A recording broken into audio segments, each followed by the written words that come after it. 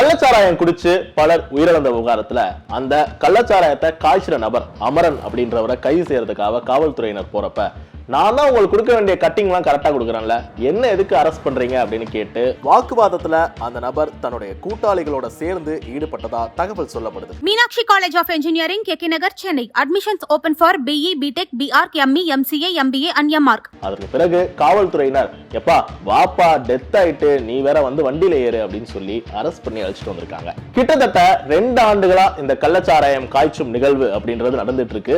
SP அலுவலகம் வரைக்கும் இந்த தகவல்கள் தெரிஞ்சிருக்கு. ஆனா இதற்கு எந்த விதமான நடவடிக்கையும் எடுக்கப்படல. அப்படின்றப்ப வெறுமன இந்த கள்ளச்சாராயத்தை காய்ச்சி விற்பனை செய்தவர் மட்டும்தான் இந்த உயிரிழப்புகளுக்கு காரணம் அப்படின்னு சொல்லிட முடியுமா அப்படின்ற கேள்வி எழுந்திருக்கு. விழுப்புரம் மாவட்டம் மரக்காணம் அருகே இருக்கக்கூடிய எக்கியர் குப்பம் அப்படின்ற கிராமம் ஒரு மீனவர் கிராமம். அந்த கிராமத்தை சேர்ந்த 9 நபர்கள் மற்றும் மரக்காணத்தை சேர்ந்த சிலர் அப்படின்னு 13 பேர் கள்ளச்சாராயத்தை அருந்தியதன் காரணமா உயிரிழந்திருக்காங்க. தமிழ்நாட்டையே உழுக்கக்கூடிய இந்த செய்தியை கேட்கிற நம்ம எல்லாருக்குமே வரக்கூடிய சந்தேகம், மூளைக்கு மூளை டாஸ்மாக் இருக்கு, அங்கங்க ஒயின் ஷாப் இருக்கு அப்படின்றப்ப ஏன் இவங்க எல்லாரும் இந்த கள்ளச்சாராயத்தை குடிச்சிட்டு இறந்து போறாங்க, ஏன் கள்ளச்சாராயத்தை குடிக்கிறாங்க அப்படின்றதுதான். பேசிக்காவே அதுக்கு 2 காரணம். ஒன்னு, டாஸ்மாக்ல விற்கக்கூடிய மது பாட்டில்களை விட சாராயத்தோட விலை ரொம்பவே குறைவு. ஒரு பாக்கெட் சாராயம் கிட்டத்தட்ட 30 ரூபாய்க்கு விற்கப்படுது. அதுவும் ரெகுலர் கஸ்டமா இருக்கிறவங்களுக்கு அதை விட குறைந்த விலையில கூட இந்த சாராயம் அப்படின்றது கிடைக்குது. காலை மாலை அப்படின்னு 2 வேளையுமே இந்த விற்பனை அப்படின்னு நடக்குது.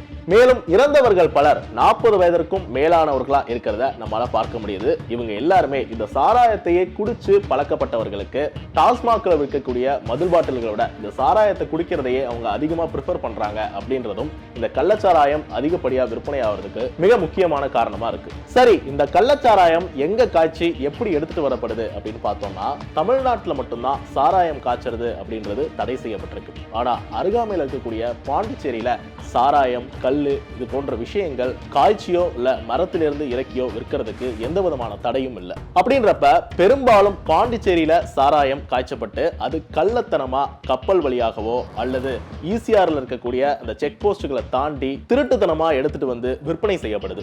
இன்னைக்கு நேத்தின்னு இல்லாம கிட்டத்தட்ட 2 வருஷமாகவே பாண்டிச்சேரியிலேருந்து பார்டரை தாண்டி தமிழ்நாடு எல்லையில இந்த கள்ளச்சாராயத்தை விற்கக்கூடிய நிகழ்வு அப்படின்றது நடந்துகிட்டே இருந்திருக்கு. கிட்டத்தட்ட அந்த பகுதி மக்கள் மட்டும் இல்லாம பல்வேறு பகுதிகளில் இருந்து மக்கள் வந்து இந்த கள்ளச்சாராயத்தை குடிச்சிட்டு போறதும் நடந்துட்டு இருந்திருக்கு.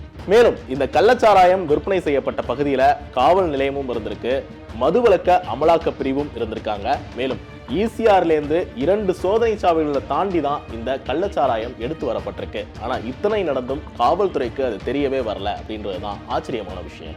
குறிப்பா வேற இடத்துல சாராயத்தை காய்ச்சி நம்ம பகுதியில கொண்டு வந்து வைக்கிறதா அப்படின்னு சொல்லி அந்த பகுதி மக்கள்லாம் பிரச்சனை பண்ணி பெரிய பஞ்சாயத்து நடந்திருக்கு. அப்ப கூட உளவுத்துறை மூலியமா இந்த விஷயம் வெளியில வரலையா அப்படின்னு யோசிச்சாதான் நான் முதல்ல சொன்ன விஷயத்தை கனெக்ட் பண்ணி பாத்தீங்கன்னா புரியும். சாராயத்தை காய்ச்சி விற்கக்கூடிய நபரை காவல்துறையினர் கைது செய்ய போறப்ப, எப்பா நான் தான் உங்களுக்கு கட்டிங் சரியா கொடுத்தறனால என்ன எதுக்கு கைது செய்றீங்க அப்படின்னு கூட்டாளிகள் கிட்ட சொல்லி பிரச்சனை பண்ணதா சொல்லப்படும் சம்பவம் சில காவலர்கள் கீழ்மட்டத்திலிருந்து மேல்மட்டம் வரைக்கும், அதாவது SP அலுவலகம் வரைக்கும் தங்களுடைய பணியை சரியா செய்ய தவறிருக்காங்க அப்படின்றத சொல்லும் விதமா அமைஞ்சிருக்கு. அதனால வெறும் இந்த கள்ளச்சாராயத்தை காய்ச்சி விற்பனை செய்தவர்கள் மட்டும் இல்லாம யாரெல்லாம் தங்களுடைய கடமையை செய்ய தவறினாங்களோ அவங்க எல்லாருக்குமே இந்த உயிரிழப்புல பொறுப்பு இருக்கு. பிரேம் ஆனந்த், மோகனசுந்தரம், துரைபாண்டியன் அப்படின்னு காவல்துறையை சேர்ந்த 3 பேர் முதற்கட்டமா சஸ்பெண்ட் செய்யப்பட்ட நிலையில முதல்வர் ஸ்டாலின் ஆய்வுக்கு சென்றிருக்கும் இந்த தருவாயில விழுப்புரம் மாவட்ட காவல் கண்காணிப்பாளரான ஸ்ரீநாதாவும் சஸ்பெண்ட் செய்யப்பட்டிருக்காரு. மேலும் விழுப்புரம் மதுவிலக்கு DSP-யான பழனியும் தற்காலிக பணி நீக்கம் செய்யப்பட்டிருக்காரு.